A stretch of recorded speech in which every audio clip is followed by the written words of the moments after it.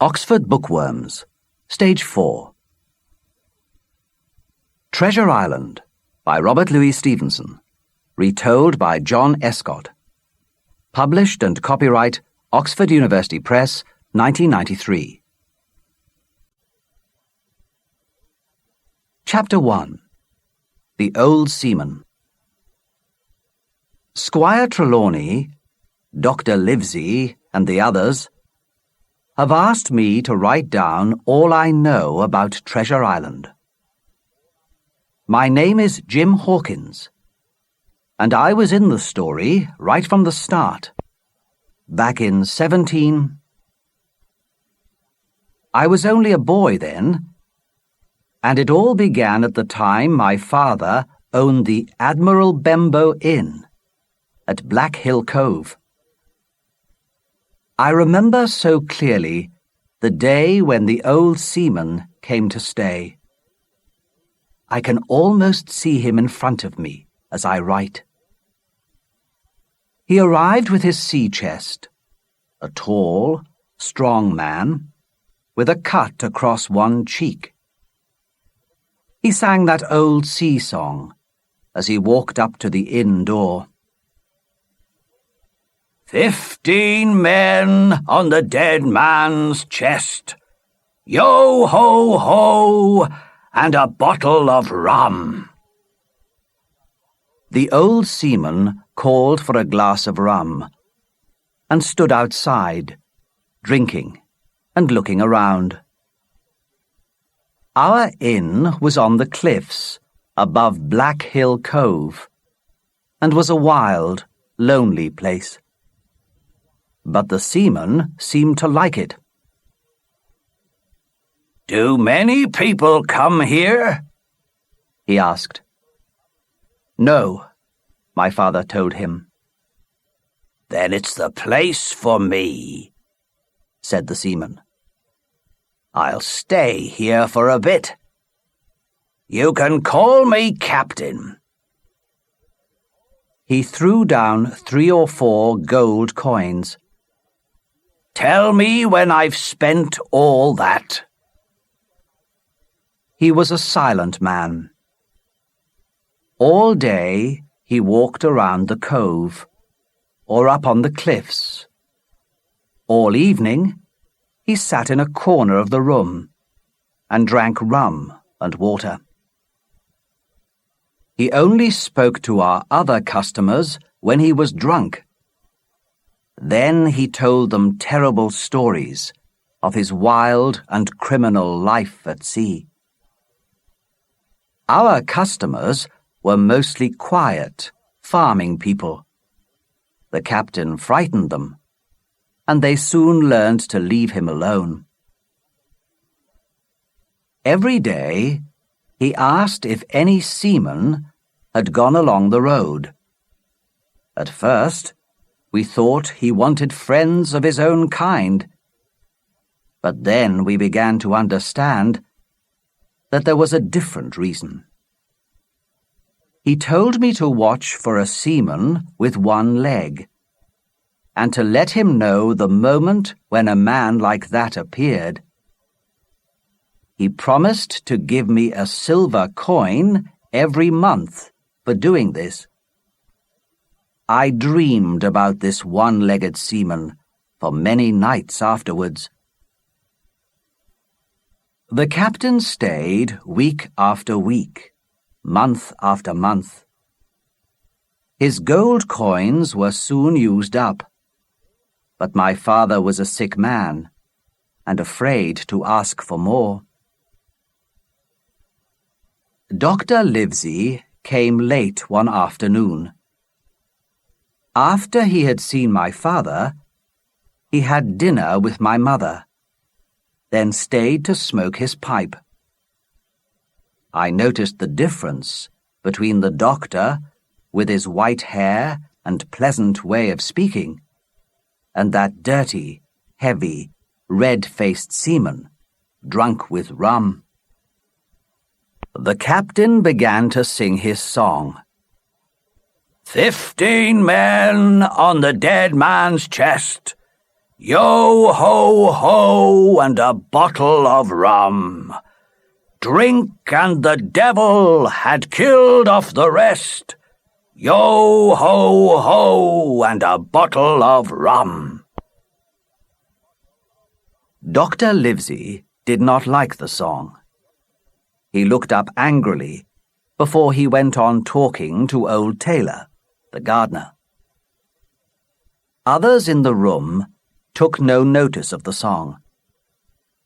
The captain beat the table with his hand for silence. The voices in the room died away, all except Dr. Livesey's. The doctor continued to speak. The captain swore softly, then said, "Silence!" "Are you speaking to me, sir?" asked the doctor. "Yes," the captain told him, swearing again. "I have only one thing to say to you, sir," replied the doctor. "If you keep on drinking rum, the world will soon be free of a dirty scoundrel." The captain jumped to his feet with a knife in his hand, but the doctor never moved. He spoke to the captain in a calm and clear voice, so that others in the room could hear. "If you don't put that knife away, I promise you shall die a criminal's death under the law." Then followed a battle of looks between them. But the captain soon put away his weapon and sat down like a beaten dog. Soon after, Dr. Livesey rode away on his horse. The captain was silent for the rest of the evening, and for many evenings afterwards.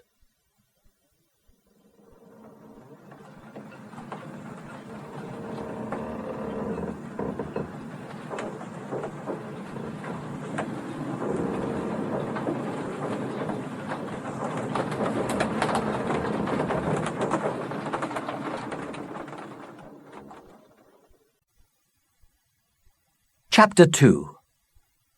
Black Dog. One January morning, the captain got up early and walked down to the beach. It was a cold winter's day, with the sun still low in the sky. My mother was upstairs with my father, who was now very ill. That year, the winter was long and hard, and we knew my father would not see another spring. I was getting the table ready for the captain's breakfast. Suddenly, the door of the inn opened, and a man stepped inside. I had never seen him before. He wore a sailor's short sword by his side, and I noticed he had only 3 fingers on his left hand. I asked him what he wanted, and he said, "I'll take a glass of rum." But before I could fetch it, he told me to come near him. "Is this table for my old friend Bill?" the stranger asked, with a terrible smile. I told him I did not know his friend Bill, and the breakfast was for a man who was staying at the inn. "We call him the captain," I said. "Does he have a sword cut on his face?" he asked. "Yes," I said. "That's Bill," said the stranger. "Is he here?" I told him the captain was out walking, and the man waited, like a cat waiting for a mouse. I did not like the look on his face, and was sure the captain would not be pleased to see him. When the captain came back, The man pulled me behind the door. The captain opened the door and walked across the room. "Bill?" said the stranger. The captain turned quickly and saw us. The colour went from his face, and he looked old and sick. "Black dog," he said. He stared at the stranger. "And what do you want?" "I'll have a glass of rum," said Black Dog. "Then you and I'll sit and talk like old friends." I fetched the rum, and they told me to go away. I went out of the room, but the voices became louder. "No! No! And that's an end of it!" I heard the captain shout. "If one is caught, we'll all be caught." There were more shouts, and then the sound of the table crashing over. Next, I heard the sound of swords. Then out ran Black Dog, with blood running down his shoulder. He ran out of the inn and along the road. In a few seconds, he had disappeared from sight. The captain watched him go, then said, "Jim, quick, bring me rum." He turned and went back into the inn, but he could only just stand on his feet. I realized he was feeling ill and ran to fetch the rum. Then I heard him falling and hurried back to find him on the floor.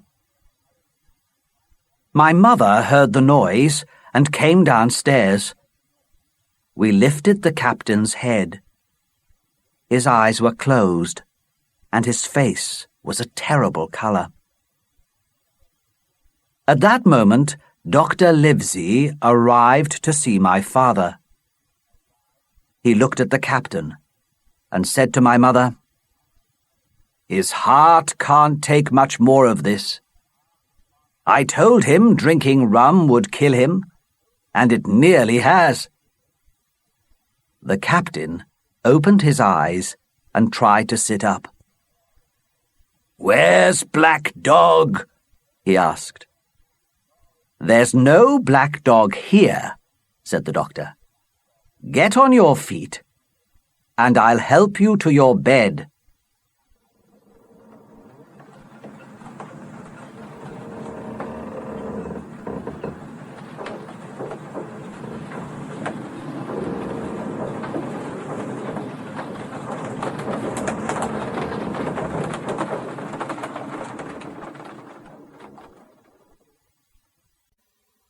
Chapter 3. The Black Spot. Later that day, I took the captain a cool drink. "Jim," he said, "you're the only person here worth anything. You'll bring me some rum, won't you, boy?" "The doctor said—" I began. He swore about the doctor. "Look, Jim, one glass is all I ask. I'll pay you for it." "The only money I want," I said, "is the money you owe my father. But I'll get you one glass of rum, no more." He was grateful and drank it quickly. "Did the doctor say how long I must lie in my bed?" he asked. "A week," I told him. "A week?" he cried. "I can't do that. They'll have the black spot on me by then. They'll come for me." "Who will? Black Dog?" I said. "Yes, but there's worse than him.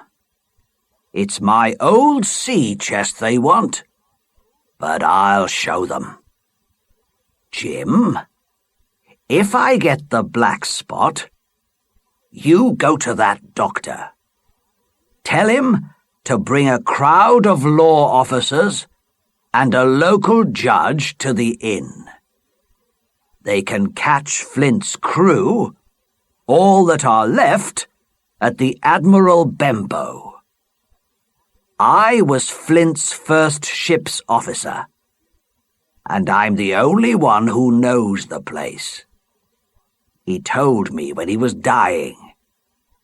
But don't call the law unless they give me the black spot, or if you see the seaman with one leg. He's worse than any of them. But what is the black spot, Captain? I asked. That's a message, boy. I'll tell you if they give me that. Keep your eyes open, Jim, and I'll give you half of everything I have.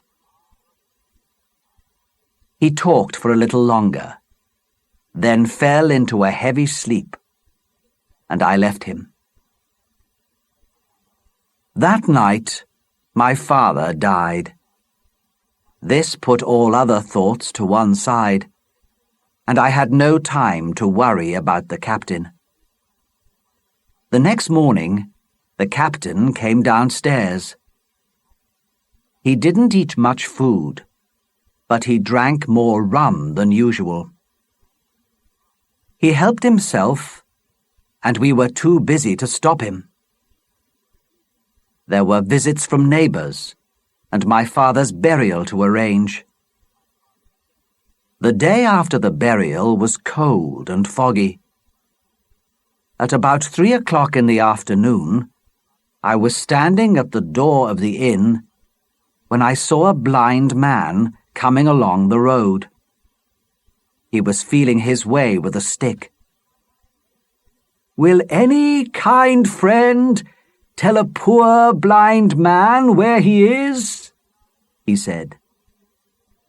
"You're at the Admiral Benbow Inn, Black Hill Cove, my good man," I said. "I hear a young voice," he said.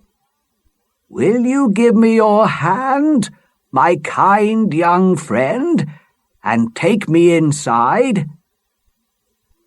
I held out my hand, and the terrible, soft-speaking, eyeless man took hold of it, like a dog biting a bone. He pulled me violently towards him. "Now, boy," he said, "take me to the captain, or I'll break your arm." And I had never heard a voice so cruel and cold.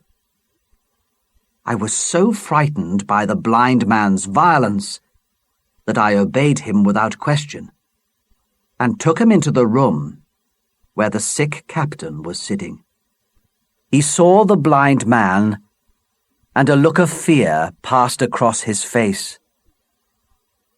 "Sit where you are, Bill," said the blind man.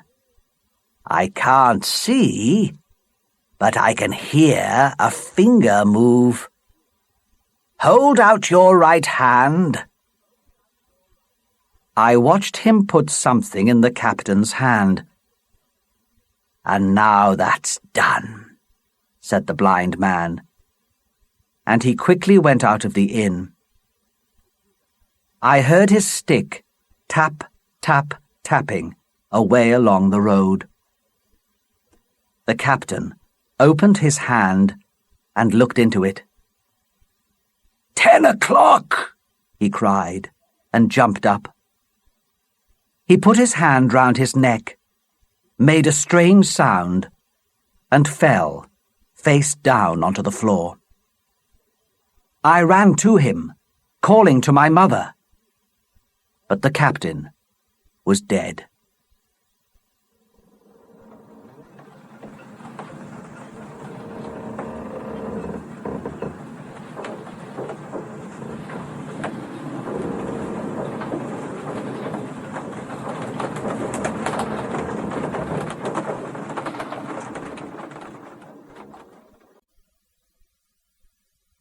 Chapter 4.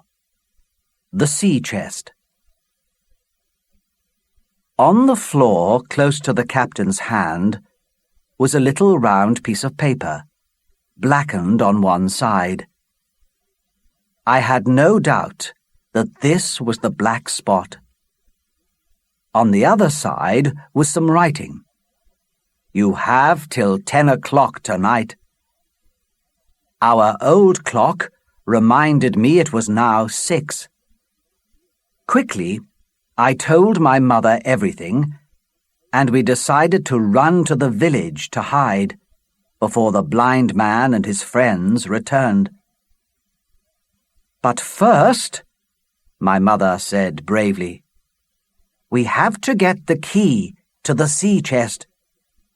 Why shouldn't we take the money the captain owes us? His friends certainly won't give it to us."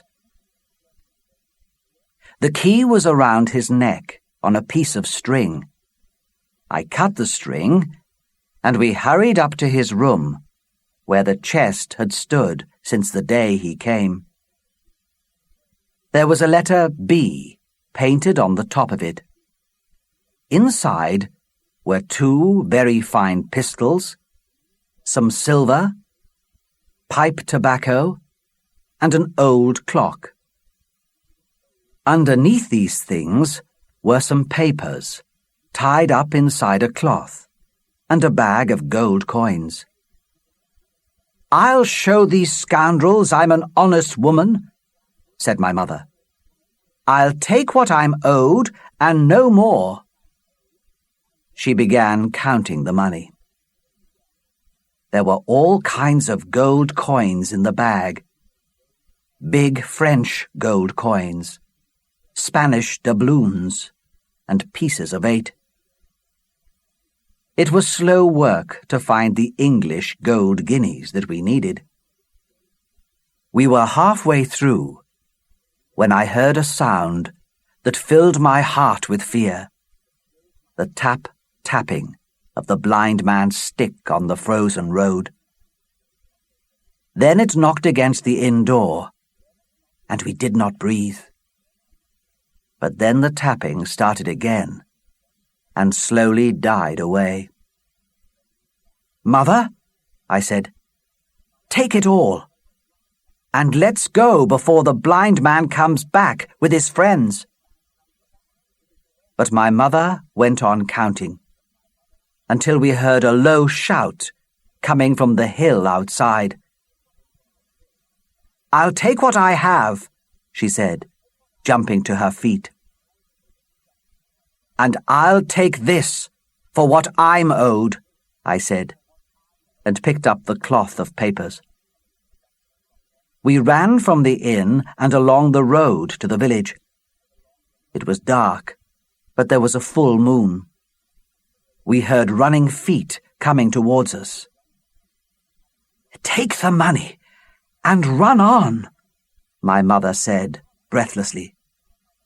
But I refused to leave her. Quickly, I pulled her off the road and down under a small bridge. There we hid, trembling. Not a moment too soon. 7 or 8 men were running past us. 3 men ran in front, and I saw that the one in the middle was the blind man. Silently, I climbed back up to the road and lay in the long grass to watch what happened. "Down with the door!" the blind man shouted. 4 or 5 of them broke down the door of the Admiral Bembo and ran inside. There was a shout. "Bill's dead!" The blind man swore at them. "Look upstairs and find the chest!" he cried. I could hear their feet on the stairs. Then a voice shouting down to the blind man in the road outside. "Pew! They've been here before us. The money's here, but Flint's papers have gone." "It's those people of the inn. It's that boy," shouted the blind man Pew. "Search and find 'em!" Just then, there came the sound of horses and riders thundering along the road. It was heard by the men in the inn, and in a second they were out in the road, running into the darkness of the fields. They did not wait for blind Pew, who tried to follow them, tapping wildly with his stick. "Johnny Black Dog! You won't leave your old friend Pew, boys? Not old Pew!" He was still in the middle of the road when the horses thundered up to the inn. Pew turned with a scream, but he turned the wrong way and ran straight into the first of the horses. The rider tried to save him, but failed. Down went Pew under the horse's feet with a cry that rang high into the night. It was all over in seconds, and Pew didn't move again. I jumped up and shouted to the riders. One of the men was Captain Dance, the law officer from the nearby town. He had heard reports of a pirate ship in Black Hill Cove and had come looking for the pirates. I told him my story, and he and his men chased the pirates down into the cove. But by the time they got to the beach, the ship was already out to sea.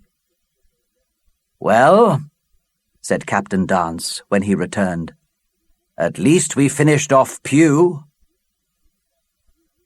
We took my mother to a house in the village, then went back to the Admiral Benbow.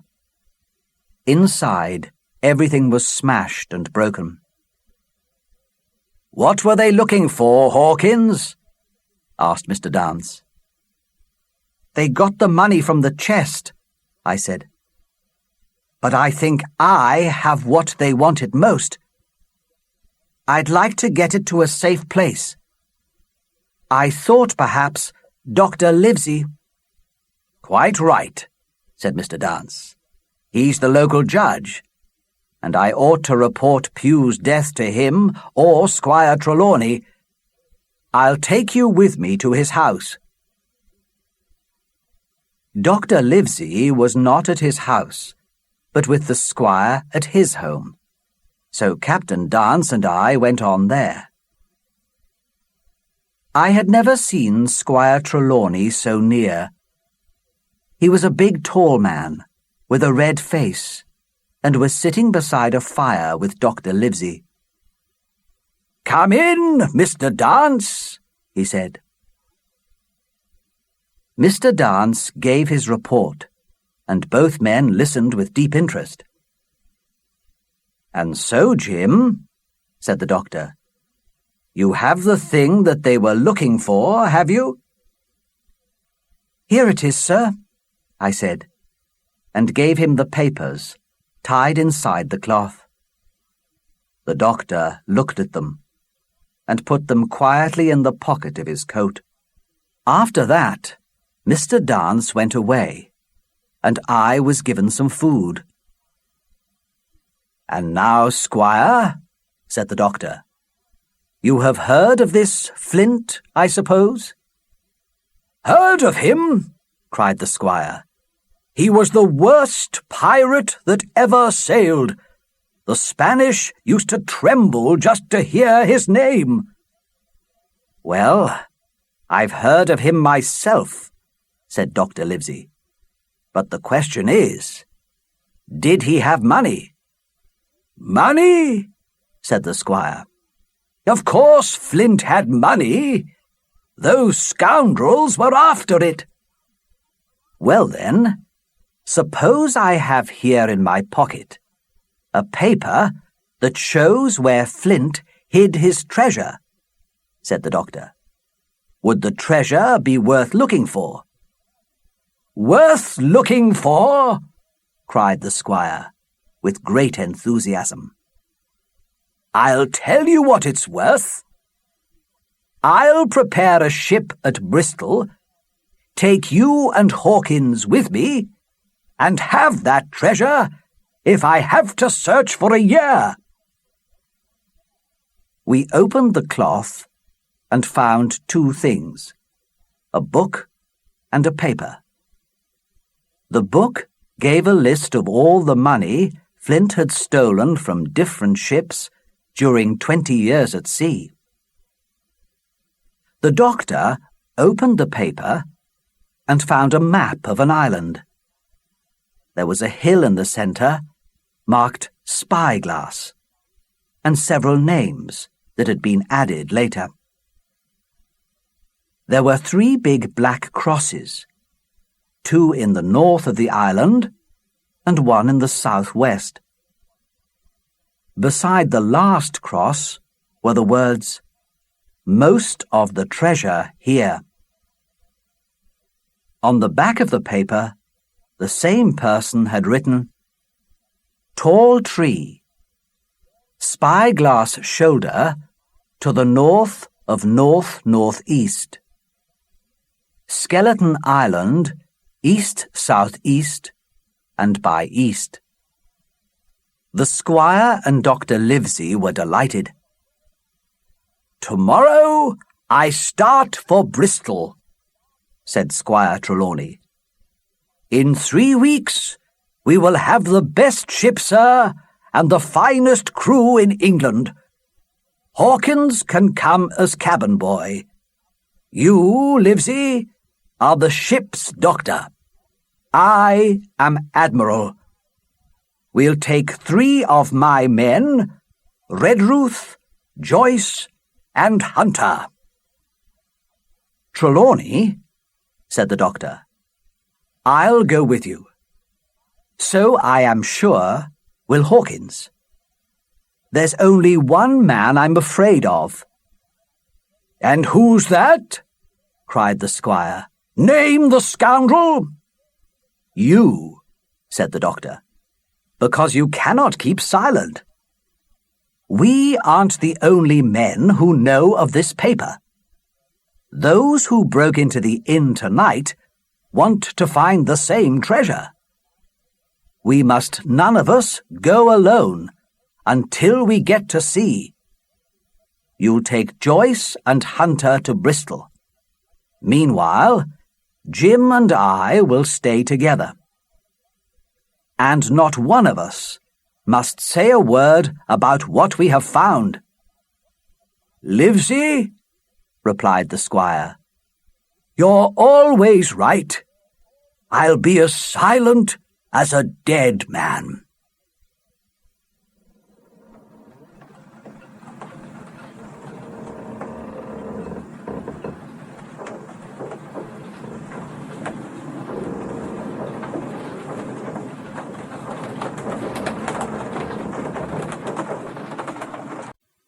Chapter 5. I Go to Bristol. Dr. Livesey went to London to find another doctor to look after his patients while he was away. I waited at his home with Tom Redruth. Weeks passed, and I spent many hours studying Flint's map and dreaming of treasure. Then a letter arrived, addressed to Dr. Livesey, or Jim Hawkins, if the doctor is away. "Old Anchor Inn, Bristol. 1st March, 17. Dear Livesey, I do not know whether you are at home or in London, so I am sending copies of this letter to both places. The ship is bought and ready for sea. You never saw a better ship, and with the name Hispaniola. I got her through my old friend, Blandley, who, with everyone in Bristol, worked hard to find me a suitable ship when they heard the reason for our voyage. Treasure, I mean. Dr. Livesey won't like that, I said to Tom Redruth. The squire's been talking. I read on. I wanted a crew of 20 men, as we may meet pirates or enemy ships, but I had the greatest difficulty finding 6. Then good fortune brought me the very man that I needed. I met the man quite by accident, and we began a conversation. I learned he was an old seaman who kept an inn, and he knew all the seamen in Bristol. The poor man had lost his health on shore and wanted to get work as a cook and go to sea again. I felt sorry for him and employed him immediately to be the ship's cook. Long John Silver, he is called, and he has lost a leg fighting for his country. Well, sir, I thought I had only found a cook, but it was a crew I had discovered. Between Silver and myself, we got together a crew of the toughest seamen you can imagine. I am in wonderful health, but I shall not enjoy a moment until my ship goes to sea. So come quickly, Livesey. Do not lose an hour. And let young Hawkins go at once to say goodbye to his mother, and then come quickly to Bristol with Redruth. John Trelawney. P.S. Blandley found us an excellent man to be captain, and Silver found a man called Arrow to be first officer. Next day, I went to the Admiral Benbow and said goodbye to my mother.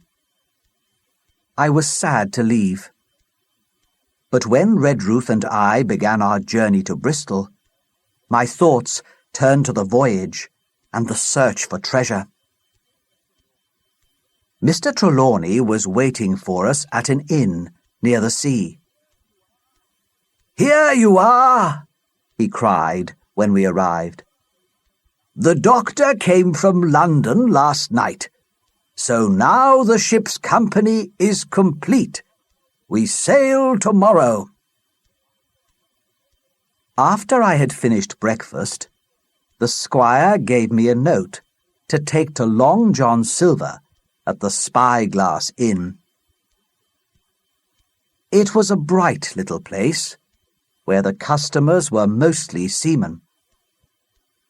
As I entered, a man came out of a side room, and I knew immediately he must be Long John.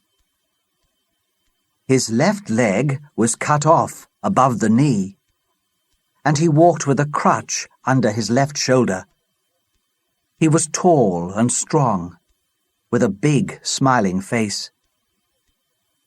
Now, when I read about Long John in Squire Trelawney's letter, I had been afraid he might be the one-legged seaman that old Bill had talked about, but one look at the man in front of me was enough.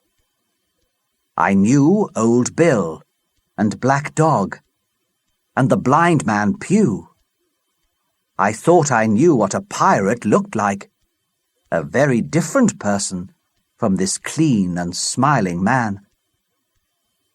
"Mr. Silver, sir?" I asked, holding out the note.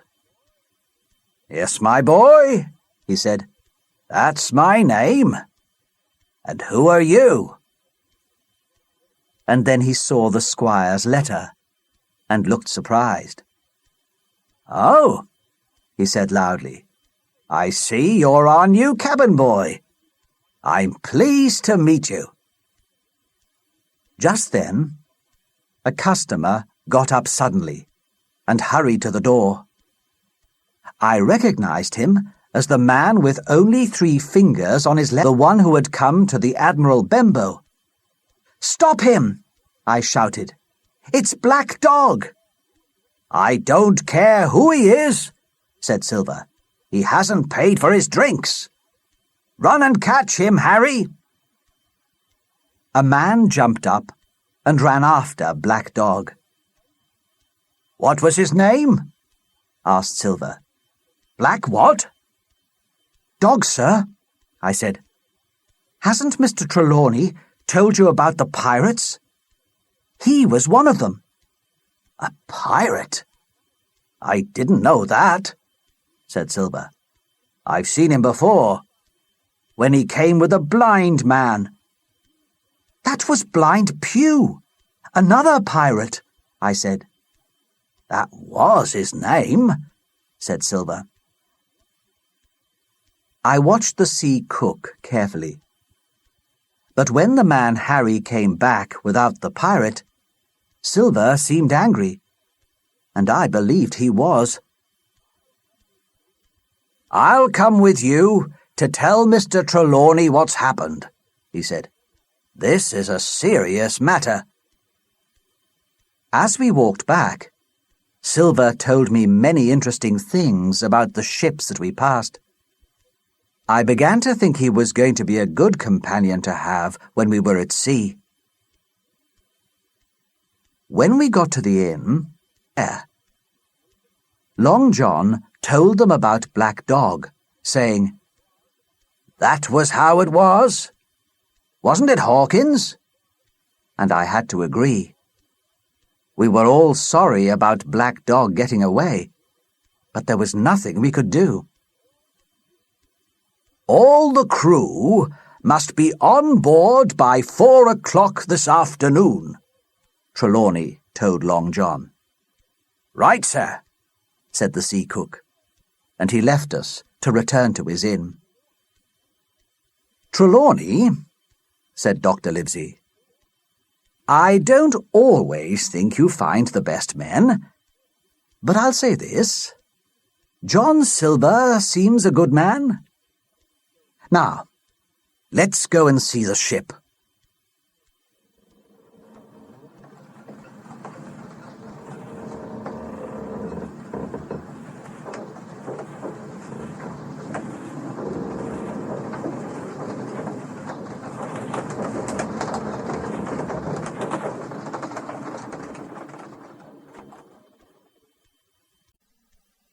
Chapter 6. The Ship and Its Men. We went out to the Hispaniola in a small boat. Mr. Arrow met us, and it was clear that he and the squire were very friendly. But things were not the same between Mr. Trelawney and the captain. Captain Smollett seemed angry with everybody on board, and told us why. "I don't like this voyage," he told us. "I don't like the men, and I don't like my first officer." "Perhaps, sir, you don't like the ship," said the squire angrily.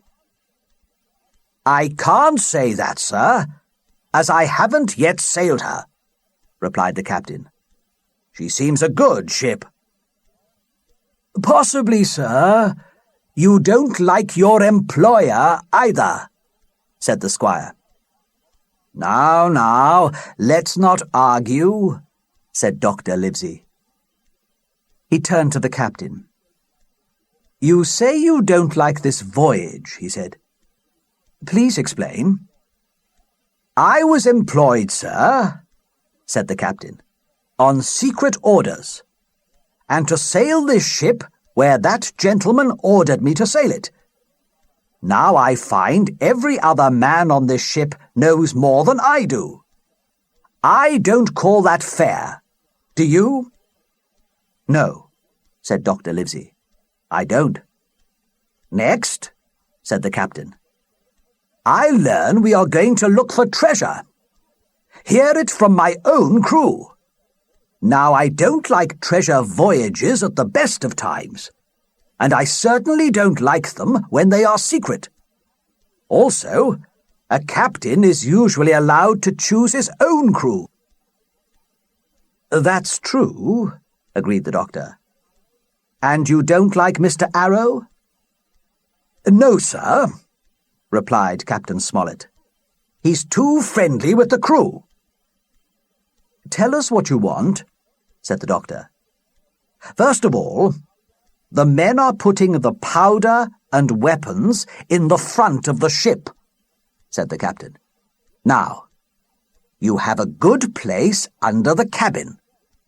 Why not put them there? Second, you are bringing 4 of your own people. Let them sleep here beside the cabin." "What else?" asked Mr. Trelawney. "Only one thing, sir," said the captain. "There's been too much talking already. I'll tell you what I've heard, that you have a map of an island. That there's crosses on the map to show where treasure is, and that the island is—" Then he told us the exact place. "I never told that to anyone," cried the squire. "The crew know it, sir," replied the captain. "I don't know who has this map, but I want it to be kept secret, even from me and Mr. Arrow. If not, I will ask you to let me leave the ship." "You want us to keep all this a secret?" said the doctor. "And you want all the weapons and powder to be kept near us. In other words, you fear a mutiny." "I did not say that, sir," replied Captain Smollett. "No captain could go to sea believing that." And he went away. "Trelawney," said the doctor, "I believe you have managed to get 2 honest men on board. That man and John Silver." "Silver, yes," said the squire. "But the captain acts neither like a man nor a good seaman." "Well," said the doctor, "we shall see." We were moving the weapons and powder when Long John came aboard. The cook came up the side as quick as a monkey and saw what we were doing. "What's this?" he wanted to know. "My orders," said the captain coldly. "You may go below, my man. The crew will want supper." "Yes, sir," said the cook, and disappeared quickly. "That's a good man, Captain," said the doctor. "That may be, sir," replied Captain Smollett.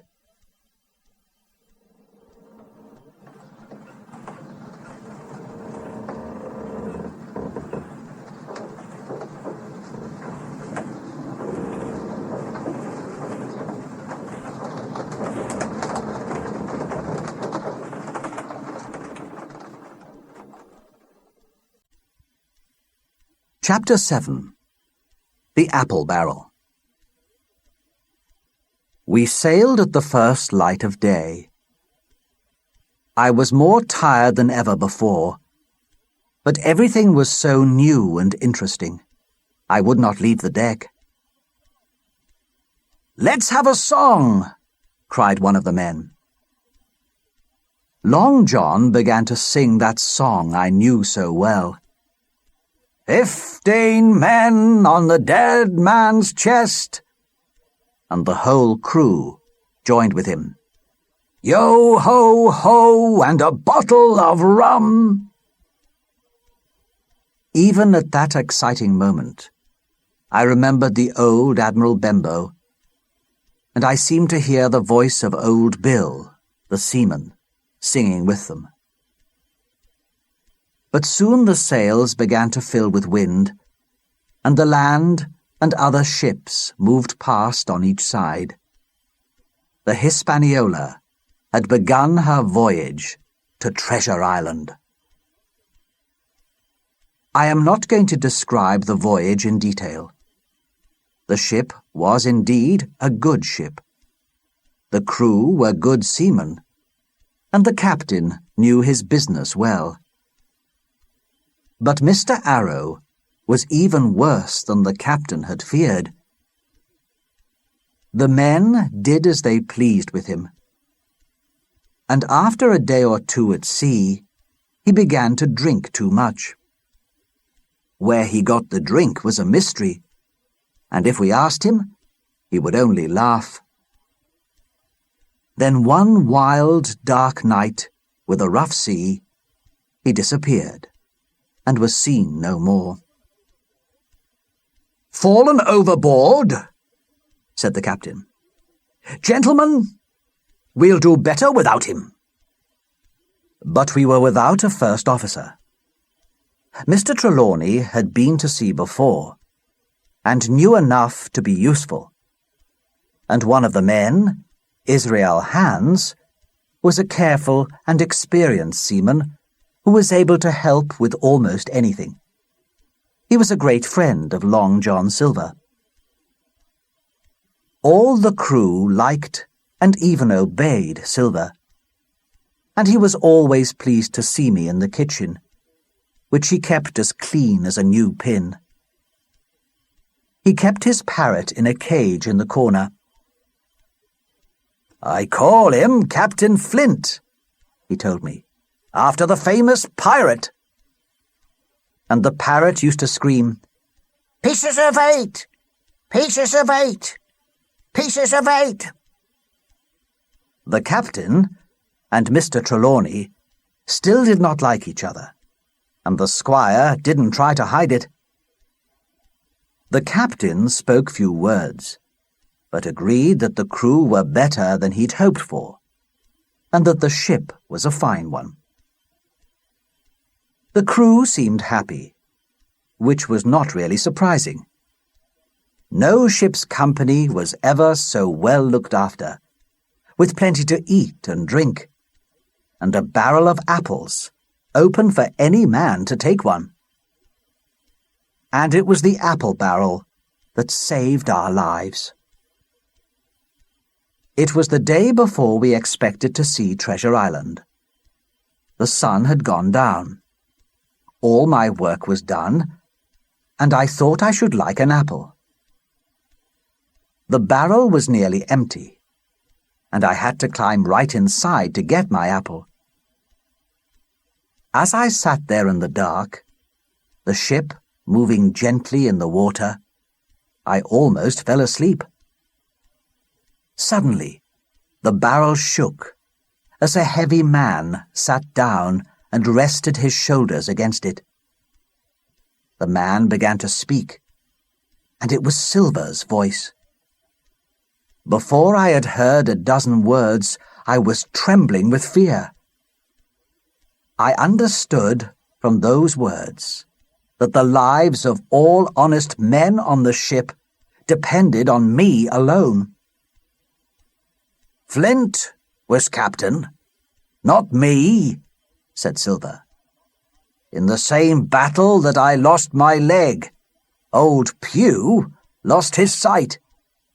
But I got 2,000 when I sailed with Flint, and it's all safe in the bank at home." "But what if you don't live to get home again?" asked another doubtful voice. I recognized the voice of the youngest seaman aboard. "Pirates live rough," agreed Silver. "They live dangerously, and some get caught and die by the law. But they eat and drink the best, and when the voyage is done, it's hundreds of pounds instead of hundreds of pence in their pockets. Once I'm back from this trip, I live like a gentleman. But I began life like you, a clever young seaman, without a penny in my pocket." "I didn't like this job until this talk with you, John," said the young seaman. "But I'm with you now." They shook hands so hard that the barrel shook as well, with me inside it. By this time, I understood that Silver had just turned an honest seaman into a pirate. Perhaps every man in the crew was now a pirate. Silver gave a quiet call, and a third man came and sat down with them. "Dick's with us," said Silver. "I knew Dick was all right," replied the voice of Israel Hands. "But how long are we going to wait? I've had enough of Captain Smollett." "Until the last moment," cried Silver. "Captain Smollett's a first-class seaman, and the squire and doctor have the map. Let them find the treasure and bring it aboard. Then we'll see. I'd rather have Captain Smollett sail us halfway home before I moved, but I know the rest of the men won't wait that long. So I'll finish with the captain and the others at the island." "But what do we do with them?" asked Dick. "They must die," said Silver. "We don't want them coming home later to tell what happened. Now, Dick, get me an apple. I'm thirsty." You can imagine my horror. I heard Dick begin to rise, but Hans said, "Oh, let's have some rum, John." Silver sent Dick to fetch the rum. Then Israel said something to the cook in a low voice, and I heard only a word or two. But they were important words. "Not another man will join." So there were still some honest men on board. I looked up and saw the moon had risen. At the same time, the voice of one of the crew shouted, "Land!" There was the sound of many feet running across the deck. I quickly got out of the barrel and was in time to join Hunter and Dr. Livesey and the rest at the side of the ship. Away to the southwest, we saw 2 hills. Rising behind one of them was a third hill, even higher, and with its top still hidden in fog. Captain Smollett gave orders, and the Hispaniola turned, so that the ship would sail just clear of the island on the east. "Has anyone seen that land before?" he said. "I have, sir," said Silver. "I was cook on a ship that stopped here once. There's a safe place to anchor in the south, behind a little island called Skeleton Island. Those 3 hills we can see are on the big island. They're in a row running south. The biggest is called Spyglass." "Thank you," said Captain Smollett. "Later on, I'll ask you to give us some help. You may go now." Dr. Livesey called me, meaning to ask me to fetch his pipe, but I spoke quickly. "Doctor, get the captain and squire down to the cabin. I have some terrible news." He went across and spoke to the other 2. Then the 3 of them went below. Soon after, a message came that I was wanted in the cabin. I told them, in as few words as possible, what Silver and the others had said, and they listened without speaking. It was a warm night, and I saw the moon shining on the sea as I told my story. "Captain," said the squire when I'd finished, "you were right, and I was wrong. But I've never known a crew planning to mutiny that did not show some sign of it before," said the captain. "That's Silver," said the doctor. "He's a very clever man." "He'd look very clever with a rope around his neck, sir," replied the captain. "But we must make a plan. We can't go back, or they would know at once. But we have some time before the treasure is found, and there are some honest men among the crew. Your men, squire?" "As honest as myself," agreed Mr. Trelawney. "And ourselves," said the captain. "That's 7, with young Hawkins here. Now, what other honest men are there?" "Probably the men Trelawney chose before he met Silver," said the doctor. "No," said the squire. "Hans was one of them." "Well, gentlemen," said the captain, "we must wait and watch carefully until we know our men."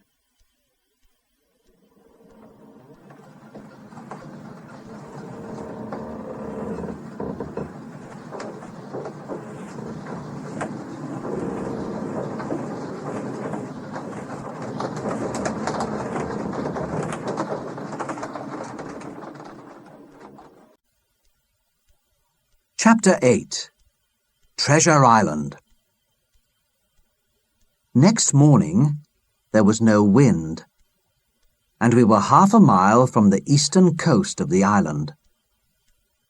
Although the sun shone bright and hot, I hated the thought of Treasure Island, afraid of what would happen there. Because there was no wind, the small boats pulled the ship 3 or 4 miles round the island, to a safe place to drop the anchor. I went in one of them. It was hard work pulling the ship, and the men argued. Afterwards, they sat around the deck, and the smallest order was received with an angry look. "If I give another order," said the captain, "the whole crew will mutiny. Only one man can help us." "And who is that?" asked the squire. "Silver," replied the captain. "He wants to keep things calm as much as we do. He wants the men to wait.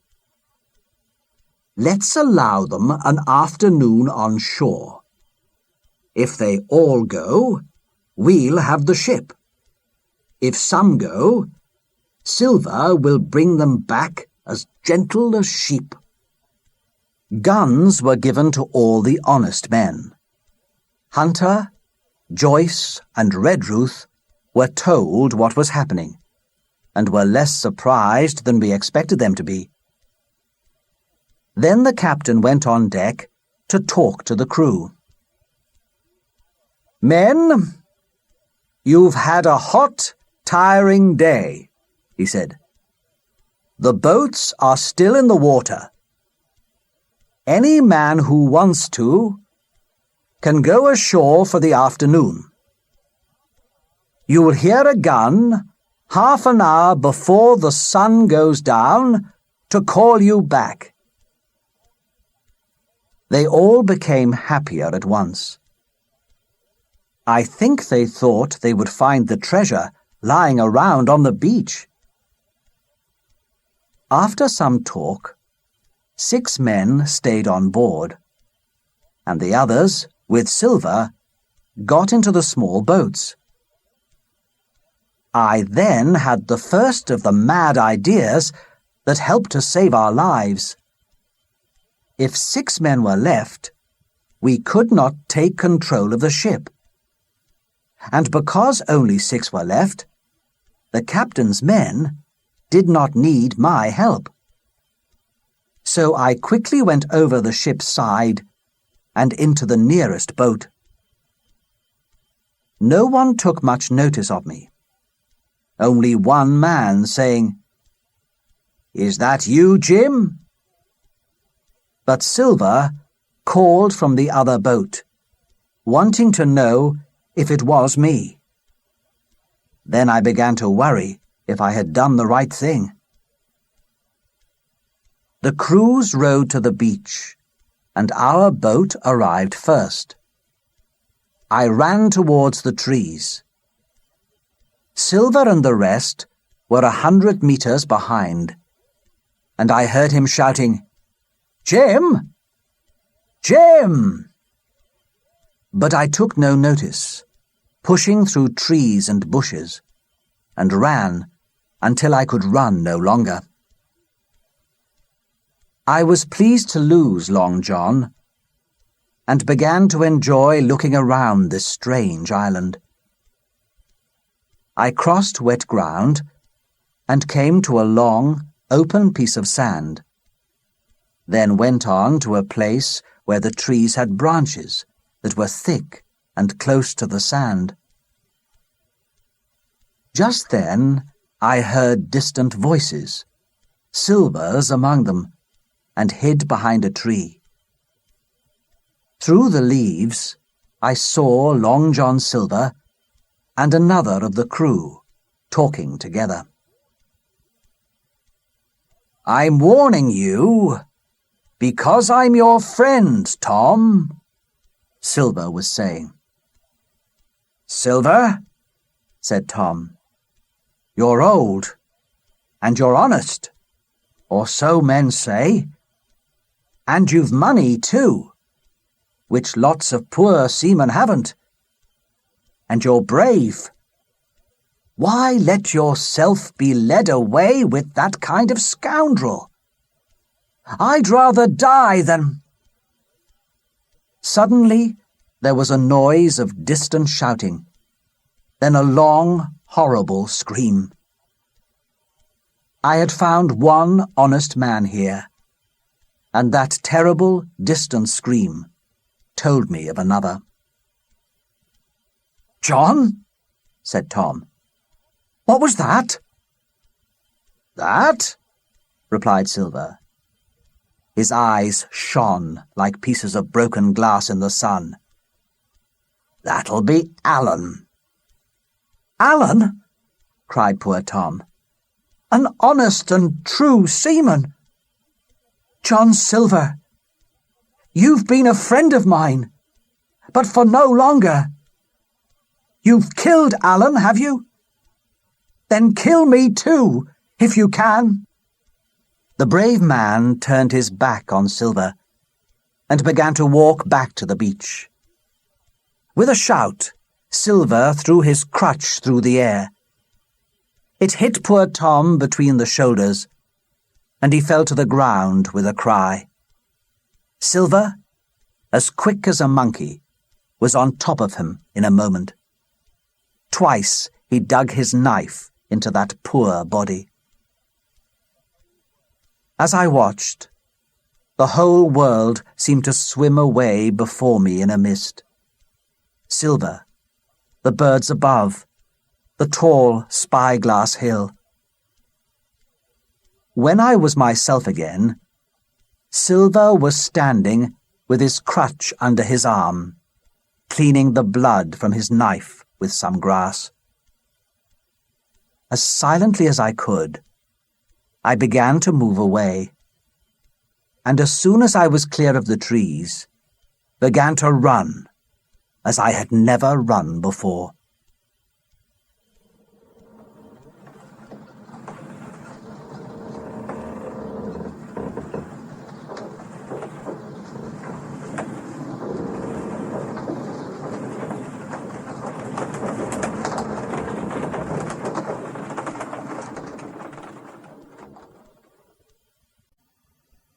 Chapter 9. The Man of the Island. But almost immediately, I ran into a new danger. As I ran, I heard some small stones falling from the side of a steep hill. I stopped to look round and saw a figure jump quickly behind a tree. Frightened, I turned back towards the boats. But the figure appeared again and moved with the speed of an animal. But it was a man. I knew that now. I remembered I had a pistol if I needed it, and turned back towards this man of the island. He was hiding behind another tree, but stepped out to meet me. "Who are you?" I asked, staring at him. "Ben Gunn," he answered, and his voice sounded rough and strange. His skin was burnt nearly black by the sun, and his clothes were made from pieces of a ship's sail. "Poor Ben Gunn," he went on, "alone for 3 years." "Were you shipwrecked?" I asked. "No, my friend," he said. "Marooned." I had heard the word before, and knew it meant a cruel punishment, often used by pirates, leaving a man alone on some distant, empty island. "Marooned 3 years," he continued, "living on wild goats and fish. But I'm desperate for real English food. You don't have a piece of cheese, do you? Many nights I've dreamed of cheese." "If I can get on board ship again," I said, "you can have as much cheese as you want." "Who's going to prevent you?" he said. "And tell me your name." "Jim," I told him. "Well, Jim," he said, looking around and lowering his voice to a whisper, "I'm rich." I was now sure the poor man was crazy, but he repeated his words. "Rich, I say. Now, Jim, that isn't Flint's ship, is it?" I began to think that I had found a friend, and I answered him at once. "It's not Flint's ship. Flint is dead. But there are some of Flint's men aboard, and that's bad news for us." "A man with one leg?" he asked, fear in his voice. "Silver?" I asked. "Yes, Silver," he said. "That was his name." "He's the cook, and their leader, too." And I told him the whole story of our voyage and the danger we were now in. "You're in trouble, Jim," he said when I'd finished. "Well, Ben Gunn will help you. Will your squire be generous if I do you think?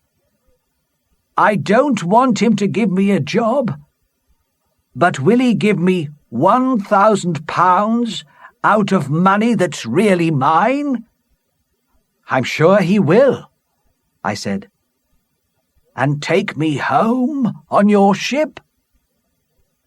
"If we can escape from the others," I told him, "we'll need your help to get the ship home." He seemed happy with this.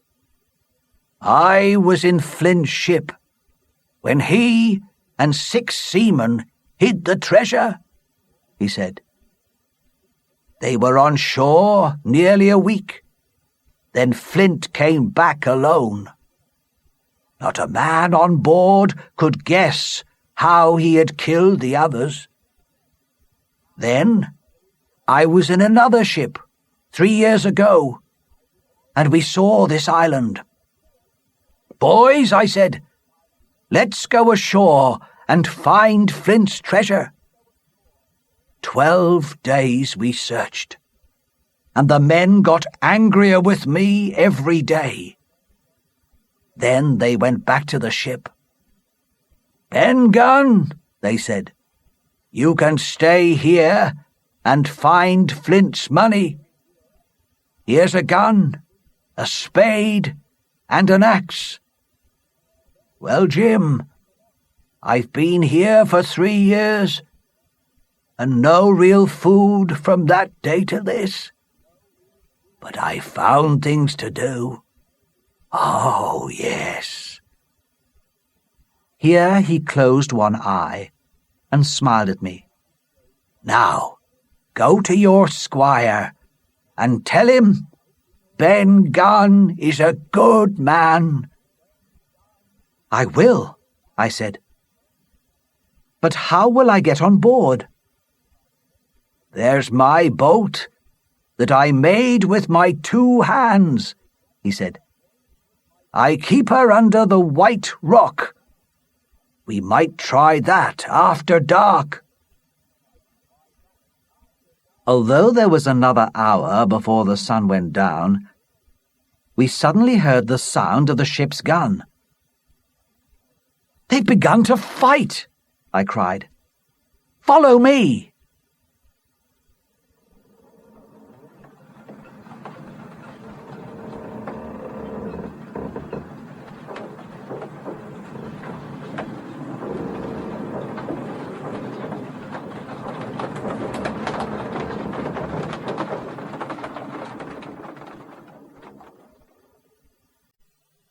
Chapter 10. Inside the Stockade. We followed the noise of the fighting and came to a hill. There stood a strong wooden house, big enough for 40 people, and with holes for guns on every side. All around the house was a wide open piece of land, and around that was a fence 2 meters high, with no doors or openings, and too strong to pull down easily. As soon as Ben Gunn saw the English flag flying over the house, he said, "There are your friends." "More likely to be the pirates," I answered. "Silver would put up the pirates' flag, the Jolly Roger," said Ben. "No, there's been a fight, and your friends have won. They're inside the stockade that Flint made years ago." "Then I must hurry and join them," I said. He wouldn't come with me. "I won't come until you've seen your gentleman and got his promise. You know where to find me, Jim. And if the pirates sleep on shore tonight, one of them might have an unpleasant surprise." The ship's gun boomed, and the shot fell only 100 meters away. Ben Gunn and I each ran our different ways. The firing continued for another hour, and I moved quietly through the trees to the shore. There I saw the Hispaniola in the bay, but the Jolly Roger was flying over her. On the beach, the pirates were breaking up the captain's little boat with axes. When the ship's gun stopped firing, I went back to the stockade. "Doctor!" I shouted. "Squire! Captain! Hello, Hunter! Is that you?" Dr. Livesey came out of the house in time to see me climbing into the stockade, and my friends welcomed me happily. They gave me supper, although they were worried because there was little food left. As I ate, Dr. Livesey told me their story. "We heard you had gone ashore on one of the boats, Jim," he said. "We never doubted your honesty, but we were afraid you wouldn't be safe. Hunter and I came ashore to see what was happening, and found the stockade. It seemed a good place to defend ourselves against Silver and his men, because we were sure they would kill us when they returned to the ship. Here, all we needed was enough food and people to watch for enemies. You see, we know that if the Hispaniola does not return to Bristol by the end of August, a rescue ship will be sent to look for us. So we made a plan to get ourselves off the ship," Dr. Livesey went on. "Hunter, Redruth, and Joyce helped us. Hunter brought the captain's little boat round under the cabin window, and Joyce and I put guns and food and my medicine chest in it. Redruth took 4 guns and went on deck with Trelawney and the captain. They were able to surprise Israel Hands and the other men, and they managed to persuade one man, Abraham Gray, to join us again." "So you left 5 pirates on the ship?" I said. "Yes," said Dr. Livesey. "And we dropped the rest of the weapons over the side into the sea before leaving the ship. But we forgot the ship's gun. We were halfway to the island when the pirates fired it at us." "I heard it," I told him. "Trelawney tried to shoot Hands, but killed another man instead," said Dr. Livesey. "The pirates on the island heard the gun and ran out of the trees towards their boats. Then our small boat began to go down, and we found ourselves in the water. Most of the food was lost, and we had only 2 dry guns out of 5. Somehow we got ashore and into the stockade, but we knew there was going to be a fight." "But you won," I said. "Yes," agreed Dr. Livesey. "We killed another of their men, badly wounded another, but lost one of our own, poor Tom Redruth." After the doctor had finished, I told them my story and about Ben Gunn. Then we began to talk about what to do next. Our best plan was to kill the pirates one by one until the rest ran off or sailed away in the ship. I was very tired and fell asleep as the 3 men talked. It was the sound of voices shouting that woke me the next morning. "A white flag!" I heard someone say. "It's Silver!" I ran to a hole in the wall and looked through. 2 men were outside the stockade, one waving a white cloth. The other man was Silver. It was a very cold morning, the sky bright and without a cloud, but Silver and his man were standing in a low mist. "What do you want?" shouted Captain Smollett.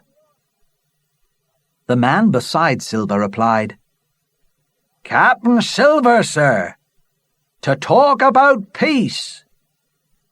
"Captain Silver?" said the captain. "Who is he?" Long John answered, "Me, sir. The men chose me to be captain after you deserted the ship. We're willing to make peace if we can all agree. All I ask is your promise to allow me safely out of the stockade." "I don't want to talk to you," said Captain Smollett. "But if you want to talk to me, you may come." Silver came towards the stockade, threw his crutch over the fence, then climbed after it. With great difficulty, he walked up the hill of soft sand. "Aren't you going to let me inside?" said Long John. "It's a cold morning to be outside." "If you were an honest man, Silver," said the captain, "you could be in your kitchen. You're either my ship's cook or Captain Silver, a dirty pirate. Now, if you've anything to say, say it." "Well now, Captain Smollett," said Silver, sitting down in the sand, "you were very clever last night. One of you is very quick with a knife, isn't he? Some of my men were frightened, and perhaps I was too. Perhaps that's why I'm here now. But you won't do it again, by thunder. We'll drink less rum and watch more carefully. I was asleep, but I almost caught you. The man you knifed wasn't dead when I reached him." "Well?" said Captain Smollett, pretending to understand. But I guessed what Silver was talking about. I remembered Ben Gunn's last words to me. Perhaps he had visited the pirates during the night, when they were lying around their fire full of rum. "We want that treasure, and we'll have it," said Silver. "Now, you have a map. Give it to us, and stop killing poor seamen when they're asleep, and we'll let you choose what to do. Either come aboard ship with us when we have the treasure, and we'll take you to a safe place, or stay here on the island." "Is that all?" asked Captain Smollett. "It's my last word, by thunder," said Silver. "Refuse, and you'll all die." "Now you'll hear me," said the captain. "If you come up, one by one, without weapons, I'll take you home to a fair trial in England. You can't find the treasure without the map. None of you knows how to sail the ship home. And you can't fight us. Grey got away from 5 of you. If you say no, the next time I see you, I'll put a bullet in your back. Now, get out of here quickly." Silver's eyes were filled with anger. "Somebody help me up!" he shouted. But none of us moved. Swearing angrily, he pulled himself across the sand to the fence. There, he was able to lift himself onto his crutch again, and then climb out of the stockade. "Before the hour is over," shouted Silver, "I'll break your old house like a rum bottle, and those that die will be the lucky ones." As soon as Silver disappeared, we got ready for a battle, placing ourselves around the sides of the stockade. The captain went round to check our places and our guns, and to see that everything was ready. A minute later, Joyce fired his pistol, and the battle had begun. Shots came from every side of the stockade, hitting the wooden house, but the bullets did not get through the thick walls. Then there was silence, and the smoke slowly cleared away. Suddenly, guns were fired again, and a group of pirates ran from the woods and onto the stockade. They climbed over the fence like monkeys, while the squire and Grey fired at them. In a few seconds, 2 fell dead, 1 was running back into the trees, and 4 were inside the stockade. "Fight them in the open!"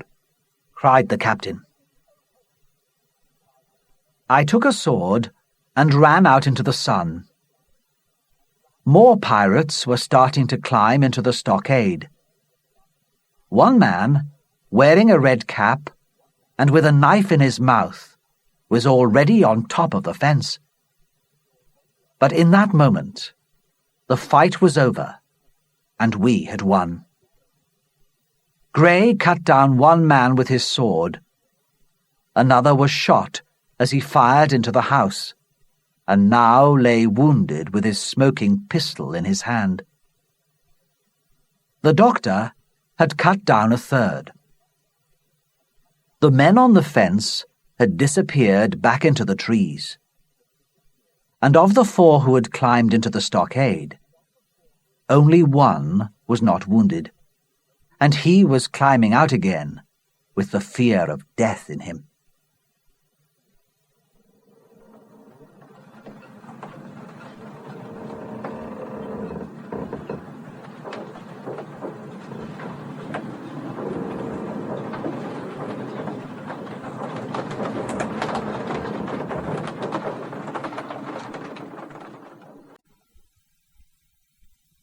Chapter 11. Sea Adventure. The doctor, Grey, and I ran back into the house. We saw Hunter lying still after a knock on the head. Joyce lay dead, shot through the head, and the squire was half carrying the wounded captain. The pirates did not return, and we had time to take care of the wounded. Out of the 8 men who fell in the fight, only 3 still breathed. 1 pirate, Hunter, and Captain Smollett. And of these, the first 2 were nearly dead. The pirate died first, then Hunter, only a few hours later. The captain's wounds were bad but not dangerous. The doctor told him he must not walk or move his arm, and to speak only when it was necessary. After dinner, the squire and the doctor sat by the captain's side and talked. Then, a little past noon, the doctor took his hat, his pistols, and a sword, put the map in his pocket, and walked off quickly through the trees. I guessed he was going to see Ben Gunn, and thought the doctor was lucky to be walking in the cool shadows of the wood. The house was hot and smelt of blood, and there were dead bodies lying all around. Suddenly, I wanted to get away from that place, and I had an idea. I would go and look for Ben Gunn's boat. Perhaps we would need it sometime. That was my excuse to myself, although I knew it was wrong of me to leave only 2 unwounded men to guard the stockade. It was also wrong of me to leave secretly, but that is what I did. I filled my pockets with bread, then took 2 pistols and the powder for them, When Gray and Mr. Trelawney were helping the captain, I climbed quickly out of the stockade and ran into the trees. I made my way towards the east coast. It was late in the afternoon, but still warm. Soon, cool air began to reach me, and suddenly, there was the sea. I walked along the edge, then up to a small, sand-covered hill. Ben Gunn had told me his boat was hidden near the White Rock, and I found that rock farther along the beach. The little boat was hidden in the grass, a small, rough thing made of wood and goatskins. I knew I should go back to the stockade now, but an idea came to me, and I sat down to wait for darkness. As the last of the day disappeared, there were two lights in the blackness. One came from a great fire on the shore, where the pirates sat singing and drinking. The other came from the Hispaniola, out at sea. I put the small boat on my shoulders and carried it to the edge of the water. Then I put it in the sea. It was a very safe boat, but difficult to control. It turned every way, except the one I wanted to go. The sea carried me out to the Hispaniola. I knew if I cut the anchor rope at the wrong moment, the Hispaniola would make a sudden move out to sea, and my boat might be knocked out of the water. So I took my knife and cut almost through the rope, then waited, listening to the sound of two loud voices coming from the cabin. Both men sounded drunk, and both were angry. At last the wind turned the ship towards me, and now I cut all the way through the rope. As fast as I could, I pushed my little boat along the side of the ship, desperate to get away before the ship crashed into me. Just as I gave the final push, my hand found a rope over the end of the ship. I don't know why I took hold of the rope, but I did. I pulled my boat near to the ship, then stood up to see through the cabin window. I had wondered why the two men weren't on deck, but one look through the window gave me my answer.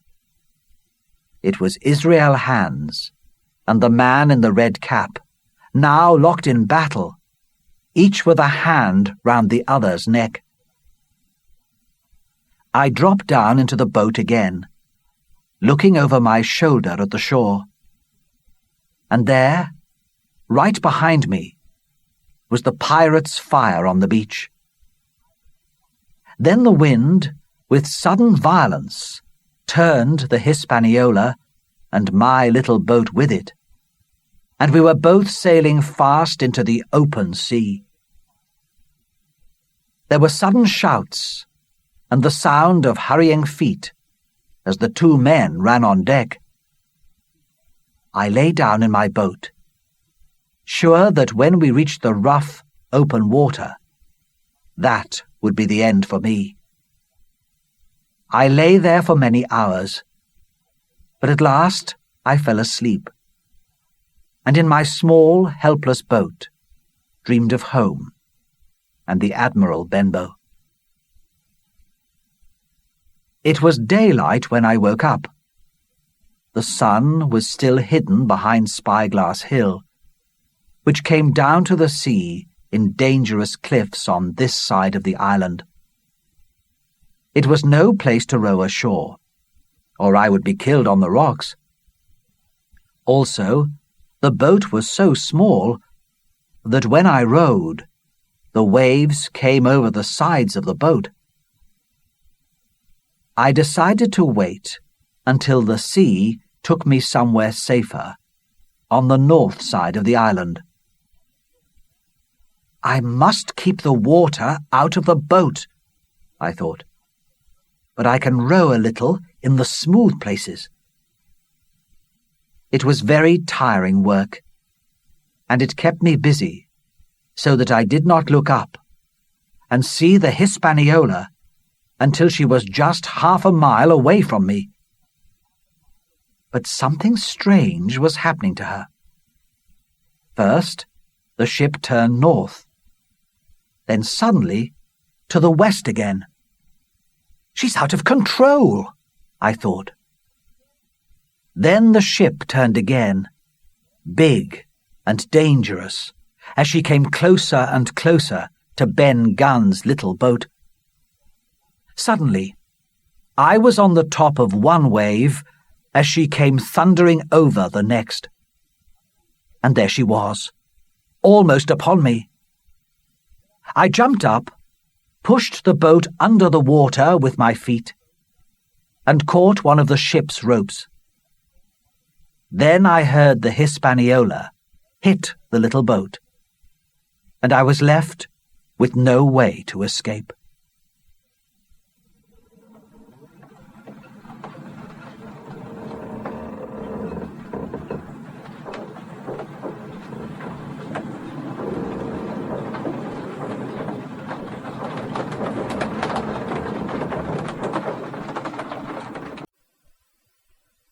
Chapter 12.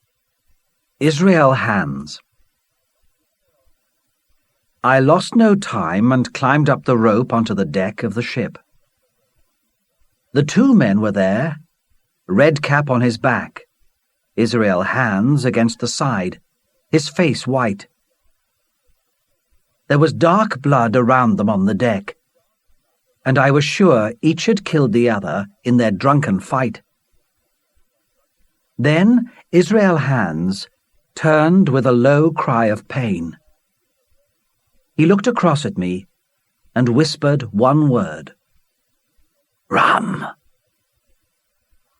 I went below to the cabin, where there were empty bottles on the floor, and tobacco smoke filled the air.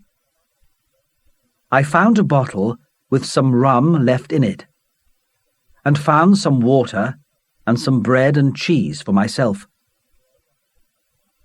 I took the bottle back on deck, where Hands drank half the rum before taking the bottle from his mouth. "By thunder," he said, "I wanted some of that. But where have you come from?" "I've come to take control of this ship, Mr. Hands," I said. "So please remember, I'm your captain." He watched me pull down the Jolly Roger and throw it overboard. Then he said, "I expect you'll want to go ashore now. Suppose we talk about it." There was some colour back in his cheeks, but he looked very sick.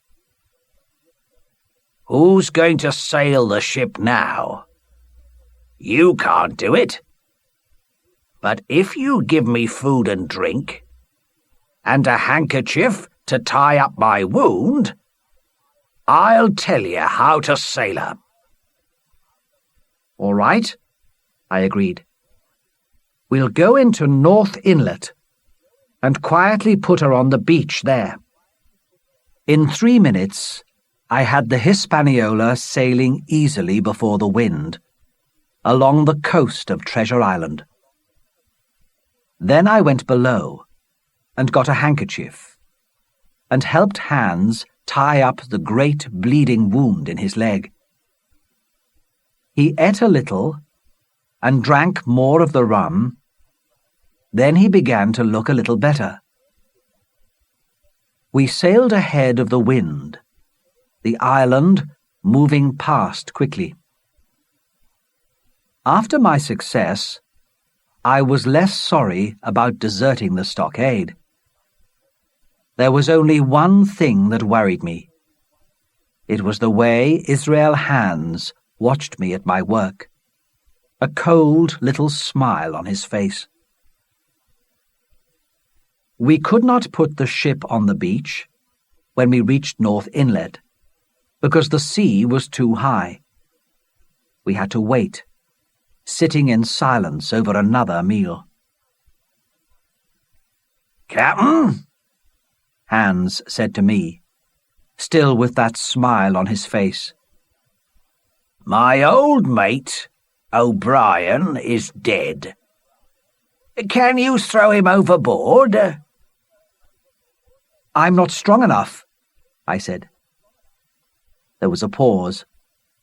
Then he said, "Well now, would you be very kind and go down to the cabin and fetch me a bottle of wine, Jim? This rum's too strong for my head."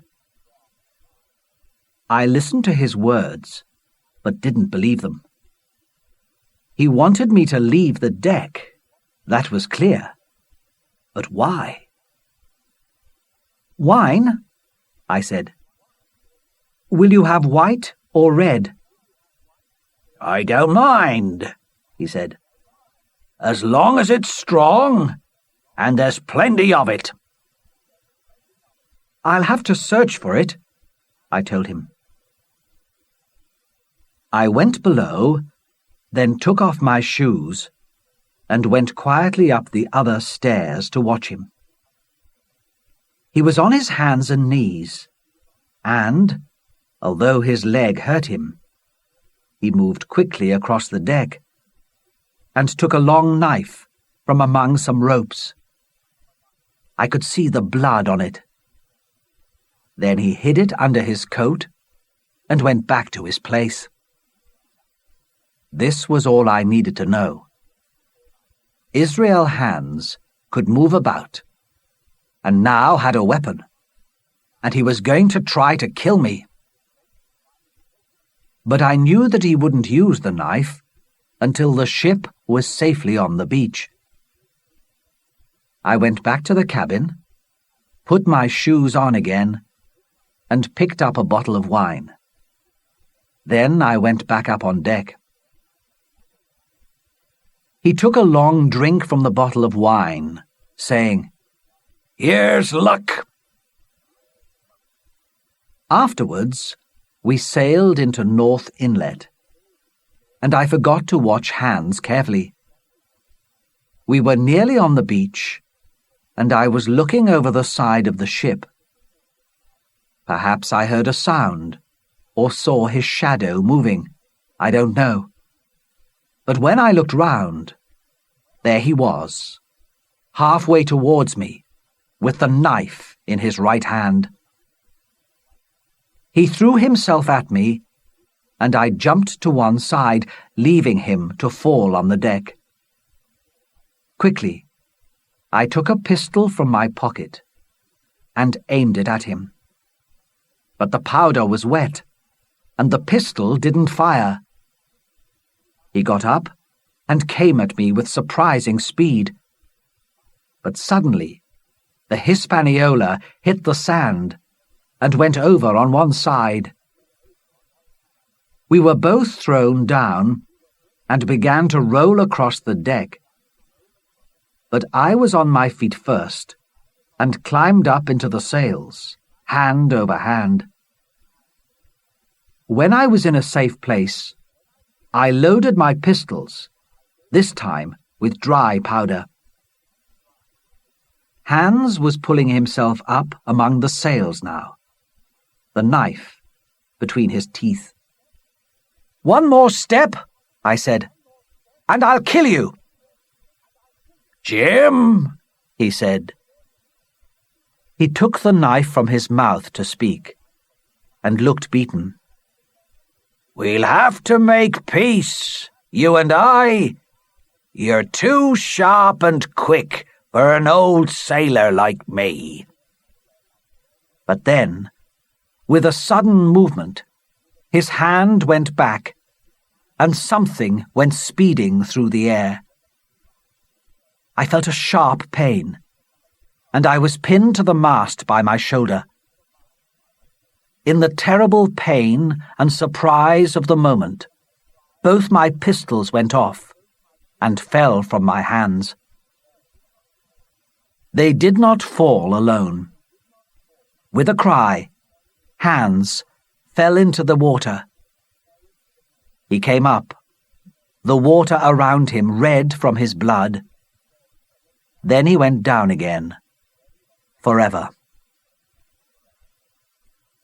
I felt sick and frightened. The blood from my wound ran over my back and chest, and the knife seemed to burn like hot iron.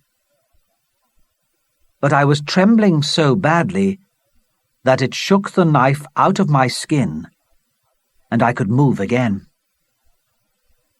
I climbed down through the sails, then went below to tie up my wound. There was a lot of blood, but it wasn't deep. Next, I went up on deck. It was now evening, and a light wind was blowing. So I lowered the sails before climbing down a rope and into the sea. The water was only waist deep, and I walked ashore. The sun had gone now, and once on dry land, I began to walk to the stockade. Perhaps the others would blame me for deserting, I thought, but Captain Smollett would be pleased I had taken the Hispaniola, I was sure. When I reached the stockade, the house lay in dark shadow. But on the other side, a large fire had almost burned itself out. This seemed strange, as it had not been our habit to build large fires.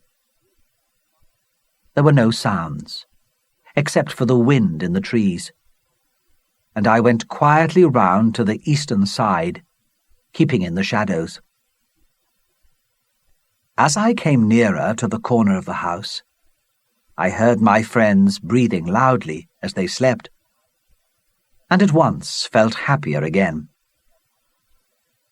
I got to the door and looked in, but all was dark, and I could see nothing. With my arms out in front of me, I walked in. Suddenly, there was a high voice screaming in the darkness. "Pieces of 8! Pieces of 8! Pieces of 8!" It was Silver's parrot, Captain Flint. Immediately, men began to wake up, and I heard Silver's voice shout, "Who's there?" I turned to run, crashed violently against one person, then ran straight into the arms of another.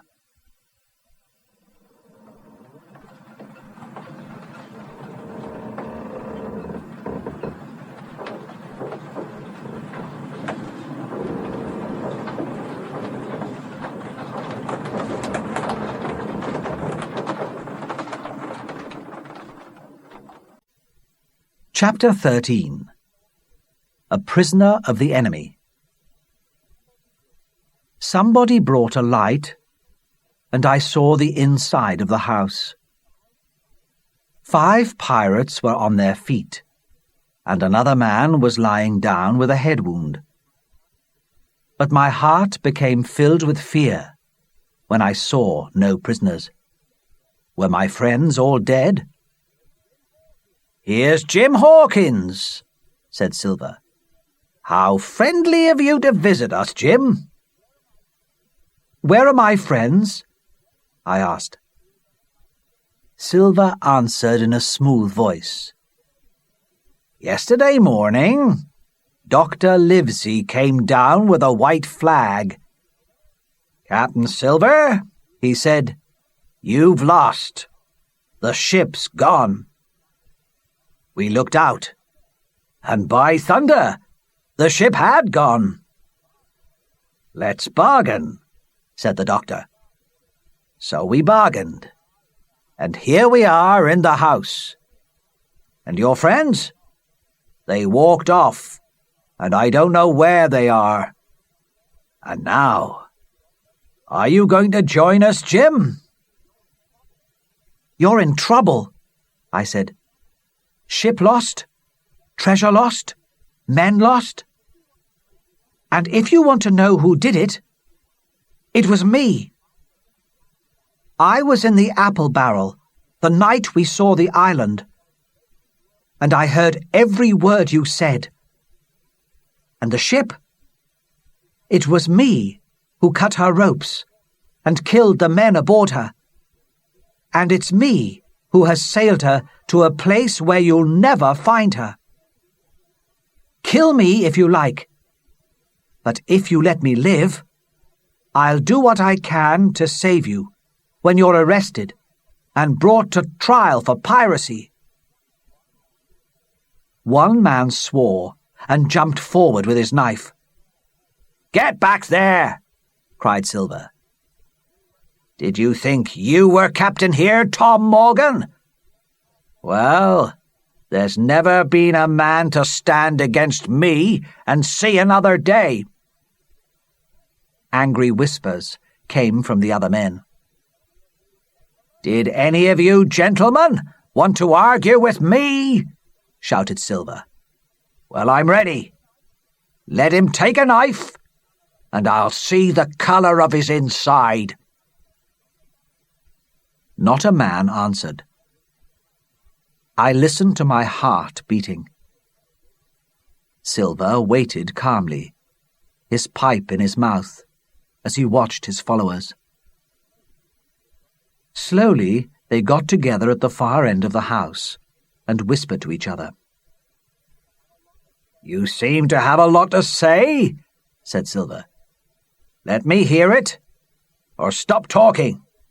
"We'll go outside and talk," replied one man. And he stepped calmly towards the door and disappeared out of the house. One after another, the rest of the men did the same. "They're going to kill you, Jim," said Silver, when the two of us were alone. "And they're going to stop me being their captain.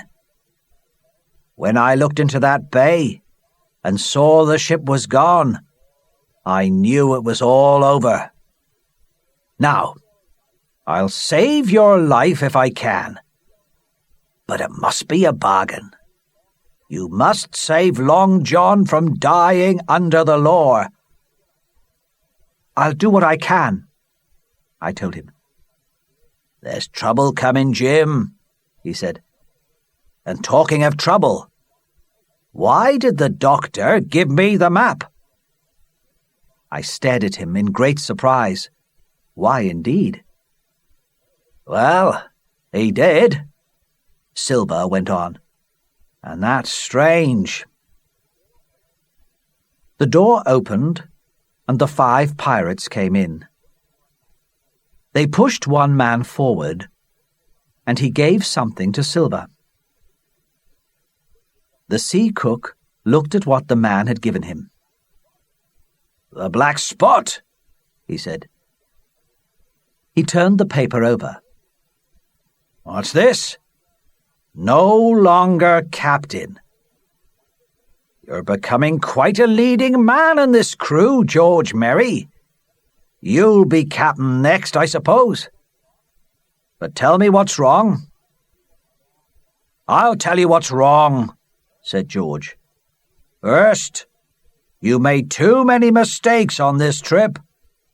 Second, you let the enemy out of this trap for nothing. And then there's this boy." "Is that all?" asked Silver quietly. "It's enough," replied George. "Well, I'll answer you," said Silver. "You all know what I wanted. But you wouldn't listen, would you? In my plan, we'd be on the Hispaniola now, every dead man alive, and the treasure on ship, by thunder. Next, this boy. Well, we'll use him to bargain with. He might be our last chance. And the doctor? You've been glad enough to have a doctor coming to see you every day. You, John, with your head broken? Or you, George, sick and shaken with fever only a few hours ago? I made a bargain. That's why I let him go." He threw a piece of paper onto the floor. It was the map with the 3 crosses. The pirates jumped on it like cats upon a mouse. "Very pretty," said George. "But how are we going to get away with the treasure when we have no ship?" "You tell me, George," shouted Silver. "You and the others lost the ship. I found the treasure. But I'll not be your captain any longer." "Silver for captain," shouted the pirates. After a moment, the sea cook smiled. "George," he said, "I think you'll have to wait a while before you get another chance to be captain." Early in the morning, Dr. Livesey came to the stockade. "We've a surprise for you, Doctor," Silver called out. "We've a little stranger here." The doctor was now inside the stockade. "Not Jim?" "The very same Jim," said Silver. The doctor stopped. "Well, well," he said. Then he went on. "Let's see these sick men of yours, Silver." A moment afterwards he entered the house. With one look at me, he went to his work among the sick. "Well, that's done," he said, after visiting each man. "And now I'd like to talk to that boy, please." "No!" cried George Merry. "Silence!" shouted Silver. "Hawkins," he went on in his usual voice, "will you promise not to escape?" I gave the promise.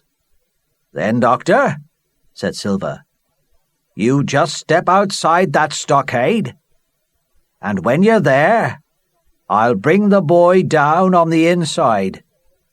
You can talk through the fence."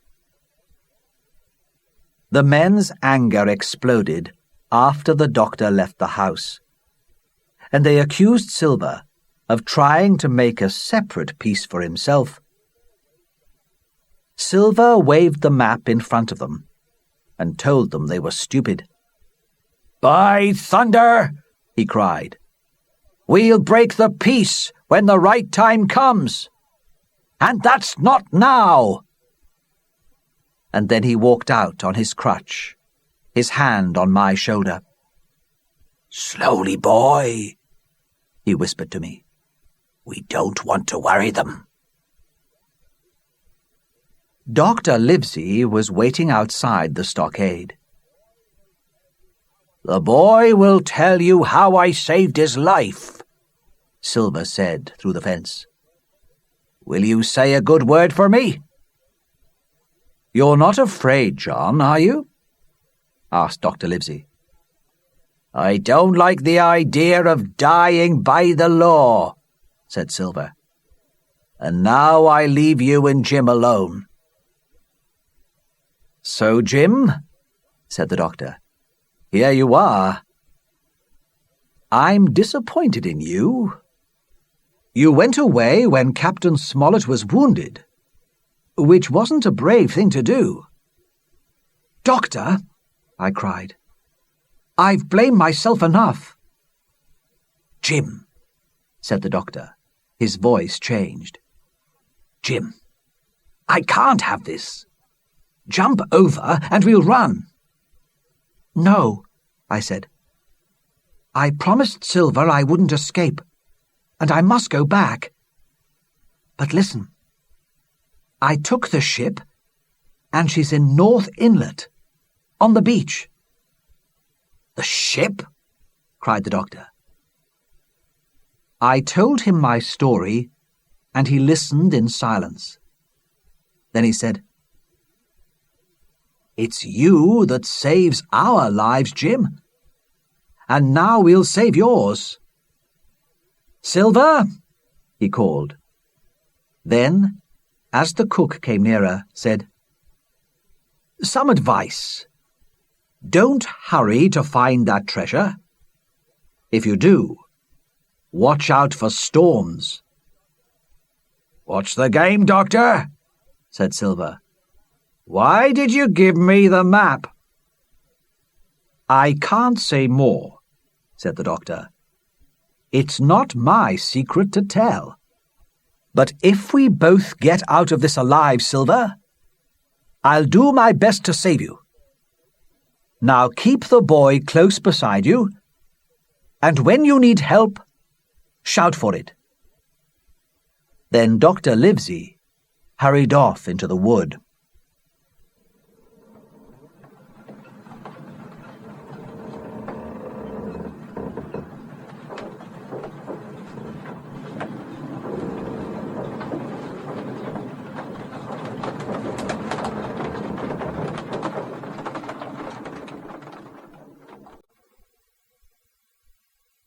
Chapter 14. Looking for the Treasure. We went back to eat our breakfast. "They have the ship," Silver told the men, "and I don't know where it is. But once we have the treasure, we'll find it soon enough. I'll keep the boy close by me when we look for the treasure. Then, when we have both ship and treasure, we'll persuade Jim to join us and give him some of the treasure for all his help." The men were happy, but I was afraid. If Silver's plan came true, he would forget Dr. Livesey and the others, I was sure. And if things went wrong, how could a boy and a one-legged man fight 5 strong men? When we left the stockade, everyone had weapons except me.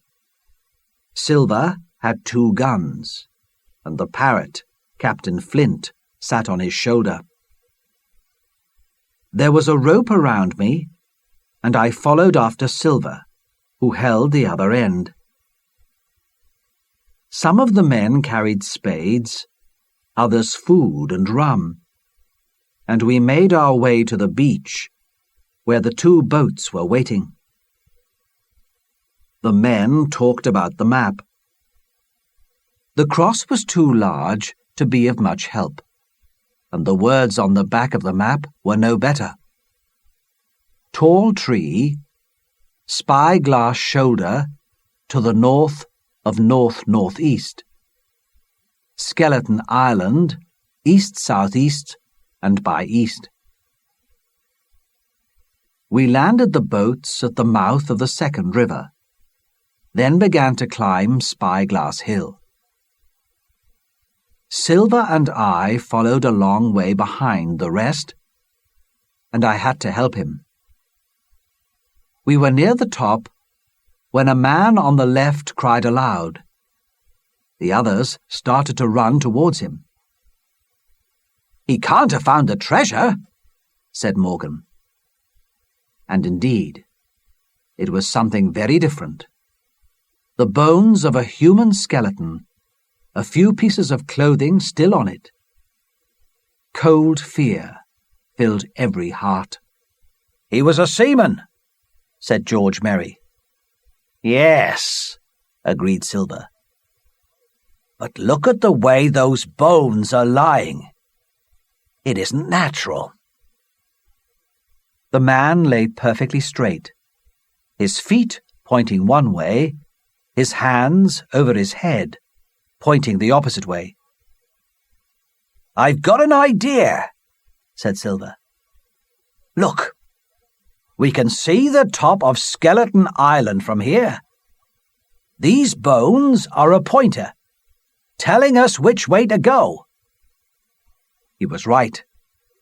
Our compass showed that the body pointed straight towards Skeleton Island. and in a line east-southeast and by east. We left the skeleton behind, but now the pirates kept together and talked in frightened whispers. At the top of the hill, Silver took out his compass again. "There are 3 tall trees," he said, "in about the right place. Spyglass Shoulder must be that lower place there. A child could find the treasure now." Suddenly, out of the middle of the trees in front of us, a high, shaking voice began to sing. 15 men on the dead man's chest, yo-ho-ho, and a bottle of rum. The effect on the pirates was terrible to see. The colour went from their 6 faces, and they caught hold of each other like frightened children. Morgan fell to the ground, trembling with fear. "It's Flint!" cried George Merry. "No," said Silver, fighting to get the word out. "It's someone playing games. It's no ghost." Then the voice came again. "Darby McGraw!" it screamed. "Darby McGraw! Fetch the rum!" The pirates were fixed to the ground after the voice died away, their staring eyes full of horror. "That does it," said one. "Let's go." "Those were Flint's last words before he died," cried Morgan. "I'm here to get that treasure," shouted Silver, "and I'll not be beaten by man or ghost. I was never afraid of Flint in his life, and by thunder, I'll face him dead. There's £700,000 not a quarter of a mile from here. I'll not leave that much money for a drunken old seaman. Him dead, too. And there's something strange. There was an echo, and no man ever saw a ghost with a shadow. So why should a ghost's voice have an echo? It's not natural." The words calmed George Merry. "Yes, that's right," he said. "Now I think about it, it was like Flint's voice, but not exactly like it. It was like another person's voice. More like—" "Ben Gunn!" shouted Silver. "If it was, it's still a ghost," said Dick. "Ben Gunn's not here in body, any more than Flint is." But the older men laughed. "Nobody minds Ben Gunn, dead or alive," cried George. The men were happy again, the colour back in their faces as they talked together and began to walk on. George Merry went first, leading the way with Silver's compass. We reached the first tall tree, but it was the wrong one. So was the second. The third was tall enough to be seen from the sea, both east and west of the island. My companions hurried on, desperate to get their hands on the £700,000 in gold, which lay somewhere under the tree shadows. Silver pulled at the rope that held me, and turned his eyes upon me with a deadly look. I could read his thoughts. So near to the gold now, everything was forgotten. His promise and the doctor's warning. I knew he hoped to take the treasure, cut every honest throat on that island, find and board the Hispaniola at night, and sail away, a rich man and a murderer. Suddenly, George Merry shouted, All together, boys!" And the men began to run. Not 10 meters farther on, they stopped and cried out. Silver moved quickly, and the next moment we were with them. Before us was a large hole, but it was not a new hole, because grass grew on the bottom. There was no treasure. The £700,000 had gone.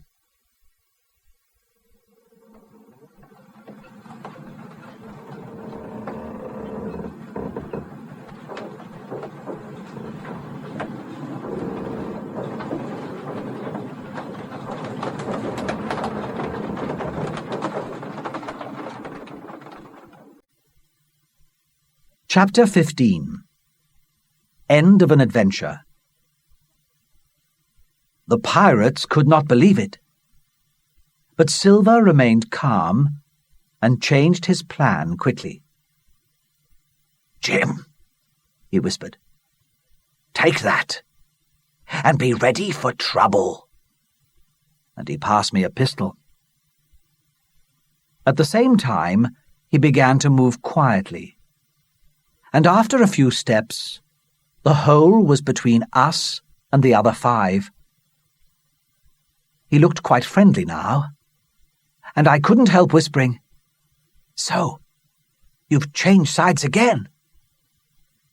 The pirates began to jump into the hole, and to dig in the ground with their fingers. Morgan found a 2-guinea coin, and it went from hand to hand. "2 guineas!" shouted George Merry, shaking it at Silver. "That's your £700,000. You're the man for bargains, are you? You're the one who never made a mistake."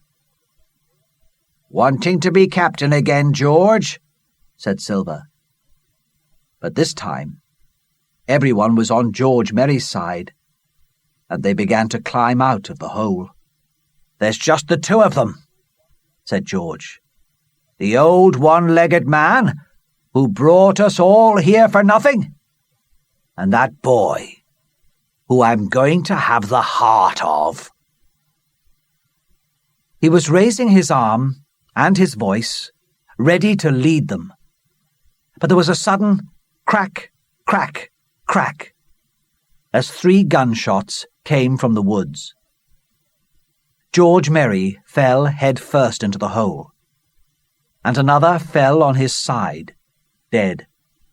The other 3 turned and ran. A moment later, Dr. Livesey, Gray, and Ben Gunn joined us with smoking guns from among the trees. "Keep them off the boats!" cried the doctor. We began to run at a great speed through the trees, and Silver was soon 30 meters behind us. "Doctor!" he shouted. "There's no hurry! Look!" We saw he was right. In a more open place, we could see the 3 pirates still running, and we were already between them and the boats. So we sat down to rest, while Long John came slowly up to us. "Thank you, Doctor," he said. "You came at the right time to save me and Hawkins." He looked at Ben Gunn. "So it was you, Ben Gunn, playing the ghost." We walked down the hill to the boats, and, as we did so, the doctor told Silver and me his story. But it was really Ben's story from beginning to end. Ben, in his lonely walks around the island, had found the skeleton and found the treasure. He had carried the gold on his back in many journeys, and had taken it to a cave on the northeast corner of the island, 2 months before the Hispaniola arrived. Ben had told the doctor this, and the next morning the doctor gave Silver the map, which was now useless, and gave him the food at the stockade, because there was plenty in Ben Gunn's cave. That morning, when the doctor saw I had to go with the pirates to find the treasure, he had left the squire to look after the captain, then took Gray and Ben Gunn with him to be ready to help us. "I was lucky Hawkins was with me," said Silver, "or old John would be dead by now, for sure." By this time, we were at the boats. The doctor smashed one with an axe, and then we all got into the other and rowed to North Inlet. The Hispaniola was moving by herself now, the sea high enough to take her off the beach. We went round to Rum Cove, the nearest landing place for Ben Gunn's cave of treasure. Then Gray left us there, before rowing back to guard the ship for the night. Mr. Trelawney met us at the cave. He didn't blame me for my desertion, but he spoke differently to Silver. "Silver," he said, "you're a scoundrel and a murderer, but I'm told that I must save you from the law." "Thank you, sir," replied Long John. "I don't want your thanks," cried the squire. We all entered the cave. It was large and pleasant, with fresh water coming from a place in the ground and a floor of sand. Captain Smollett lay in front of a big fire, and in a corner I saw coins and gold bars.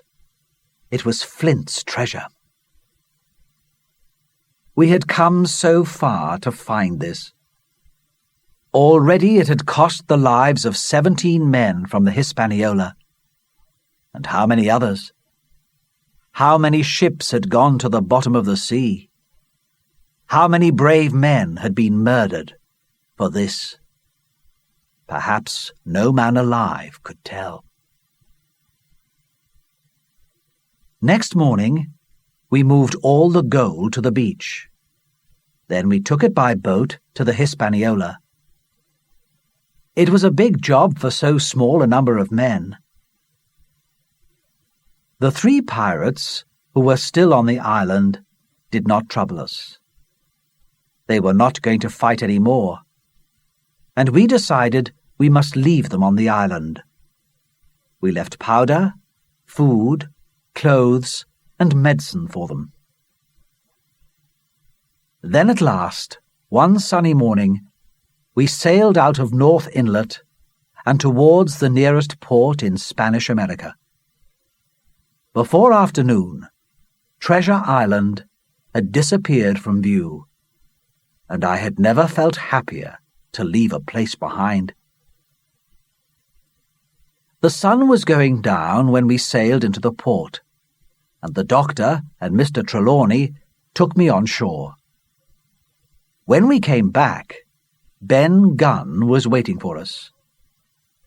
"Silver has gone," he told us, "but not empty-handed. He's taken one of the bags of coins, perhaps worth 300 or 400 guineas. I think we were all pleased to lose the scoundrel at so small a price. We found a crew for the ship at the port, and then had a good voyage home. Only 5 of the men who had sailed from Bristol with the Hispaniola returned with her. We all took a large piece of the treasure, and some used it sensibly, and some did not. Captain Smollett no longer goes to sea. Gray saved his money and is now half owner and captain of a fine ship.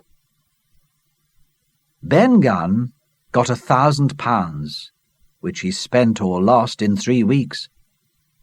Then he came begging, and was given a job as a gatekeeper. Of Silver, we have heard no more. That frightening seaman with one leg has gone out of my life. I will never return to Treasure Island, but in my worst dreams, I still hear the sharp, high scream of Captain Flint, the parrot. Pieces of 8! Pieces of 8!